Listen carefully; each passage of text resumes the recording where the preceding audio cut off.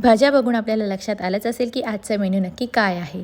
झटपट आणि वन पॉटमध्ये बनणारी अशी आजची रेसिपी आहे पावभाजी। तर येथे बारीक कट केलेला कांदा, टोमॅटो, सिमला मिरची, आलं, लसूण, वाटाणे उकडून घेतलेला फ्लॉवर आणि बटाटा इथे आपण घेतलेला आहे। त्यानंतर आलं, लसूण आणि टोमॅटो आपण एकत्रित असं वाटून घेतलेलं आहे आणि टोमॅटो प्युरी इथे रेडी आहे। आता लगेचच आपण फोडणीची तयारी करूया।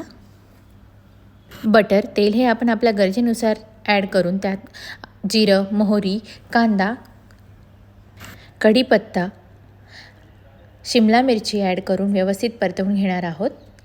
परतवून झाले की आपण यात टोमॅटो प्युरी ॲड करणार आहोत। तिलाही व्यवस्थित परतवून घेऊन 2 मिनटं छान शिजू देणार आहोत। त्यानंतर यात उकडलेले फ्लॉवर, बटाटा घालून व्यवस्थित एकदा परतवून घ्यायचा आहे। आता यात वाटाणे घालून आपण परतवून घेणार आहोत।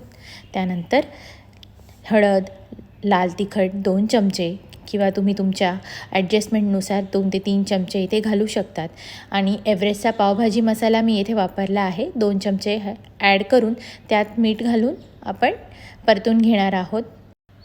अर्धा ग्लास पाणी घालून आपण कन्सिस्टन्सी ॲडजस्ट करून घेणार आहोत। फ्लेवर बॅलन्स होण्यासाठी आपण यात चिमूटभर साखरही ॲड करू शकतात। भाज्या व्यवस्थित शिजण्यासाठी आपण इथे 2 ते 3 शिट्ट्या काढून घेणार आहोत, वाफ भरू देणार आहोत आणि त्यानंतरच कुकर ओपन करायचा आहे। आपण बघू शकता भाज्या व्यवस्थित शिजलेल्या आहेत। येथे मी स्मॅश करून घेतल्या आहेत आणि गरजेनुसार पाणी टाकून कन्सिस्टन्सी ॲडजस्ट केली आहे। गार्निशसाठी आपण येथे कोथिंबीर ॲड करणार आहोत।